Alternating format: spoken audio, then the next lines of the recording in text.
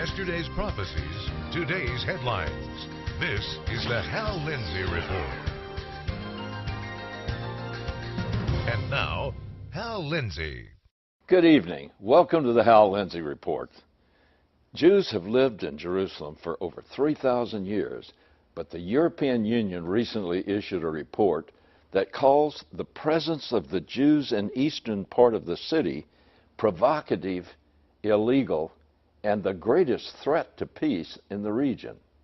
Ryan Jones in Israel Today writes, "For Israelis, the whole thing is just absurd. That the return of an ancient people to the areas that made up their ancient heartland should pose a threat to peace simply doesn't make sense." The report is at the front of a new wave of pressure coming from the European Union. Victor Kotzoff, writing for the liberal Carnegie Endowment, said, "A growing number of the media leaks and statements by European and Jordanian officials suggest that a campaign of international pressure toward the Israeli government is being prepared." He continued, "Most hopes for progress in the peace process are pinned on the scenario that international pressure will make the status quo unbearable for the Israelis." His words tell you exactly where he's coming from. His hope for peace is that international pressure on Israelis will become unbearable. That particular hope seems to be shared by governments around the world, particularly in Europe. Kotzoff's description of a campaign of international pressure sounds oddly similar to the prophet's predictions that the nations of the world will all be gathered against Israel over Jerusalem, doesn't it?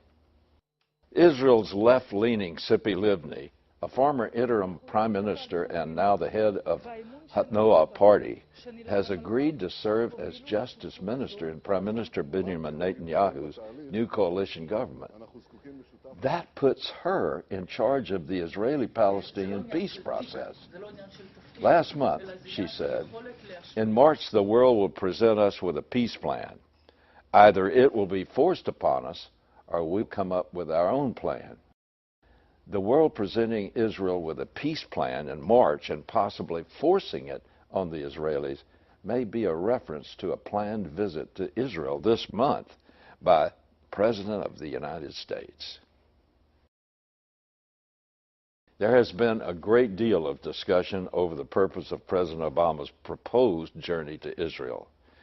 The internet news service, the Daily Beast, speculates that he, meaning Obama, wants to delay Israeli military action and thus buy himself some time for a diplomatic push with Iran.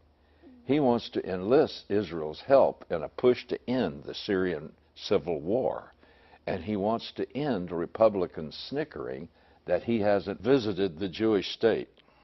Some observers believe he wants to influence the makeup of Prime Minister Netanyahu's new governing coalition. Others think his intention is to strong-arm him into uprooting Jews living in Judea and Samaria in preparation for the establishment of a new Palestinian state. The World Tribune is reporting that Obama's already indicated that he wants a firm timetable presented to him when he arrives. The news website quotes one source as saying that the implication is that if Israel won't give him something he can work with, then he'll act on his own. Historically, domestic reforms and success grow more difficult in presidential second terms. So to make their mark on history, U.S. presidents often look for foreign policy achievements. It's easy to remember President Reagan in Berlin saying, "Mr. Gorbachev, tear down this wall." But it's not so easy to remember his second-term domestic accomplishments. If President Clinton's push for peace in the Middle East, famously rejected by Yasser Arafat at Camp David, had succeeded, Clinton's legacy would have been redeemed, but it would have been disastrous for Israel. Solving the Israeli-Palestinian conflict would be the ultimate feather in a peacemaker's hat. Will President Obama make that second-term priority? His recent appointments of Chuck Hagel, a man with a long history of anti-Israel rhetoric, as the new Secretary of Defense, and of John Kerry as the new Secretary of State, don't bode well for Israel. According to the liberal Israeli newspaper Haaretz, Secretary Kerry is determined to the point of obsession with brokering a peace agreement in the Middle East. In late November of last year, the United Nations voted to upgrade the status of the Palestinians in what amounted to an informal recognition of statehood. According to Jeffrey Goldberg in an article for Bloomberg, in the weeks after the UN vote, Obama said privately and repeatedly, Israel doesn't know what its own best interests are. His close ties with the White House ensure that his quote from the president is probably accurate. That is, Israel doesn't know what its own best interests are. For Mr. Obama to make such a pronouncement only demonstrates how little he does know about the Israeli-Palestinian problem. In the last few days, however, the president may be getting more of a realistic idea of what it's like to actually negotiate with a Palestinian Authority. When rumors reached the leaders of Hamas that the president may want to go to the Temple Mount during his upcoming visit, they said his doing so would be a diplomatic catastrophe. They called such a visit an imminent danger which the Al-Aqsa Mosque and Jerusalem have never faced. An official in the Office of the Islamic Custodians of the area called the idea of an Obama visit to the Mount insane. Apparently, an American president's presence on the Temple Mount, if not carefully orchestrated by the Muslims in charge, would be tantamount to a Zionist occupation of the site. The Palestinians did, however, stipulate certain conditions under which he would be welcome. All of their conditions served to affirm a de facto Muslim sovereignty over the Temple Mount. They insist that he coordinate any such visit with the Palestinian Authority or with Jordan and not with the Israeli officials. He is to enter through a gate guarded by Muslims and not the one guarded by Israeli police. And he is to have no Israeli official present with him. Sheikh Raed Salah, head of the Islamic movement in Israel, said, the U.S. president is likely to visit the Aqsa Mosque, but so far, the Obama administration has said nothing. In 2008, as a candidate for president, then Senator Obama visited the Western Wall. Of course, the ramifications for both sides of the conflict increased exponentially if the visit is paid by a sitting president of the United States. The White House has declined to confirm whether President Obama will actually visit the Temple Mount when he is in Israel. I believe, however, that the political maneuvering caused by the sheer possibility of his visit illustrates the advancement of the prophetic scenario. The simple fact that the Palestinians and Hamas feel confident enough to dictate to the President of the United States how he must behave in Jerusalem proves that they have been emboldened by the fact that the world is coalescing against their enemy, Israel. Only a group who feels that it has powerful, even overwhelming allies would dare to warn the president not to visit the Temple Mount, or, if he does, to do it their way or suffer the consequences. And that's just how the prophets said it would be in the final days of this age. The world would unite against Israel. When I return, I'll show you how this situation has advanced over the last 4 years and why the Temple Mount is so important to the world, both now and in the near future.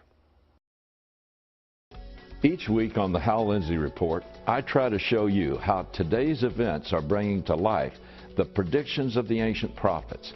Like a watchman on the wall, I'm warning you that time is short. Christ will soon return for his church, and I want you to be ready to go. And I want you to see how urgent it is that you make certain your family, your friends, and those around you are ready to go too.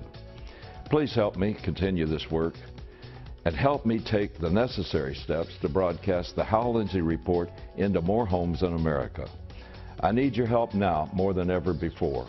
To support this program, send your tax-deductible gift to Hal Lindsey Media Ministries, P.O. Box 470-470, Tulsa, Oklahoma 74147. You can also support this ministry online. Visit hallindsey.com or call 1-888-RAPTURE. In October of 2009, I reported on Muslim rioting that took place on the Temple Mount. But this was not random, spontaneous violence. It was orchestrated by the Palestinian Authority. The PA had been led to feel that it had Washington's tacit approval to attack the so-called Israeli occupiers, so-called by none other than the President of the United States, Barack Obama. Now, less than 4 years later, those same Palestinians, further encouraged by the President's rhetoric and the treacherous actions of both the European Union and the United Nations, have achieved enough swagger that they have abandoned any pretense of desiring peace with the Israelis. Further, they now believe that they can threaten the U.S. President and the world will cover their backs. And they may be right. I want to show you that report from October 30th, 2009. I'll then go on to explain why the Temple Mount is important to the world today and why it is the flashpoint that will ignite the War of Armageddon. On Sunday, clashes between Israeli police and youths armed with rocks broke out on the Temple Mount in Jerusalem. The confrontation was sparked by so-called radical Jewish clerics. The visiting Jews were escorted by Israeli police. They were simply asserting their right to visit the site of their sacred temple that was first built there in 1006 BC by King Solomon. This right was guaranteed by the agreement made with the Islamic authorities after Israel's June 1967 victory. Though the Israelis had conquered all of Jerusalem and the Temple Mount, Israel agreed to allow Muslims to maintain and worship at their mosque Al-Aqsa there. But the treaty also specified that Jews and Christians retained the right to visit the Temple Mount as long as they did not go into the Mosque Al-Aqsa. But in typical Islamic fashion, the Muslims gradually extended their authority to assert that the whole 30-some-odd acres on top of the Temple Mount was part of the sacred Mosque Al-Aqsa. I know I was arrested twice for teaching from a Bible there, even though I was nowhere near the Mosque Al-Aqsa. The last time I was there, they said I did not have the right to even carry a Bible on the Temple Mount. The most recent violent episodes started with verbal assaults by young Muslim men against the visiting Jewish clerics. The Muslim men screamed at the Jews that they had no right to come atop the Temple Mount. For the Jews to even set foot on the site was a desecration of their third holiest site, according to them. Of course, all of this was ignited and incited by Islamic clerics and imams. They falsely told the young Muslim men that the Jews were launching a conquest to take over Islam's third holiest site, the Mosque Al-Aqsa. Then illegally pre-positioned piles of rocks, cans of oil, and gasoline suddenly appeared just in time for hundreds of young Palestinians to throw them at Jewish worshippers. Israeli police had to storm the Temple Mount twice in order to prevent death and injury. The first time was in response to young Arabs throwing rocks and inflammable oil onto the Jewish worshippers below the mount at the base of the Western Wall. Later, Sunday morning, about 100 Arab youths rioted again on the Temple Mount. The border police and regular policemen raided the site again using stun grenades to disperse the rioters. The reasoning behind these riots appeared to have been inspired by the Palestinians' perception that President Obama's sympathies lie with the Palestinians.